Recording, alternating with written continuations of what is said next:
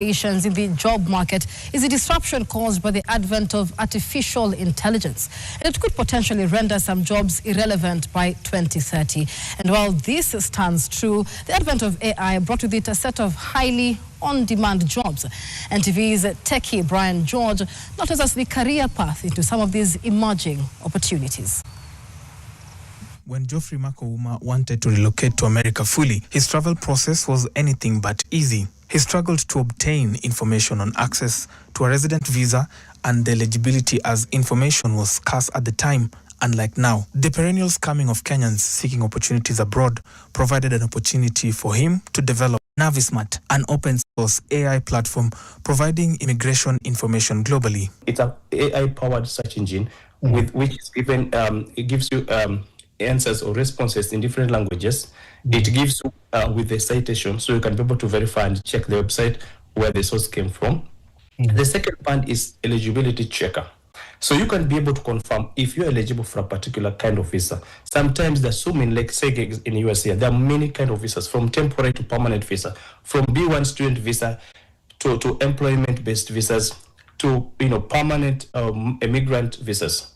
What you need to know is which one do you qualify for. Each category of visa has different eligibility criteria. So second part would be to check whether you're eligible.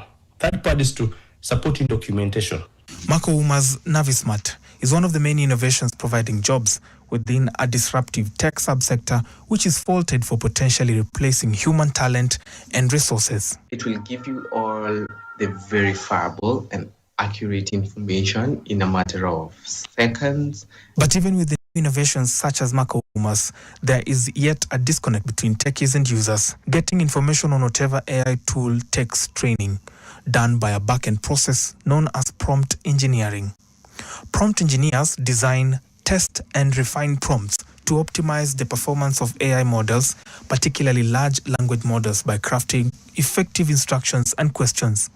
Closely related to this role is an AI content trainer or a data annotator, whose role is to label data in text, images, and audio using a trained AI system, also review and correct AI outputs. An introductory course with a basic understanding of tools and concepts will take 2 to 3 months and can be studied online. After an introductory course follows an intermediate course, which takes between 6 and 12 months.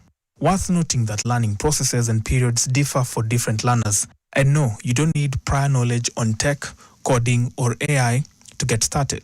Also, recognizing the rapid nature of innovation, experts opine that businesses should prepare staff to self-regulate. Still, they agree that AI cannot mimic human traits. I think when you operate on a global basis, the one thing you have to be is sensitive to culture. Correct. There is no such thing as one size fits all.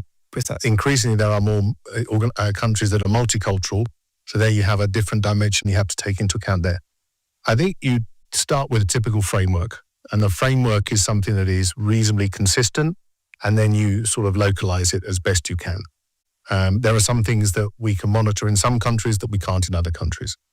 When I look at the use of AI, obviously you have to start with the regulatory position, and that can also vary by industry. So we need to make sure we're compliant with that. If I'm going to the bank and there are things that I just want to do on a transactional level, then yes, I'm happy to use AI because I just want things to be done as quickly as possible. Now, if I think of someone like my mom and dad and they want to make an investment, right? They are not going to talk to a bot. They trust humans.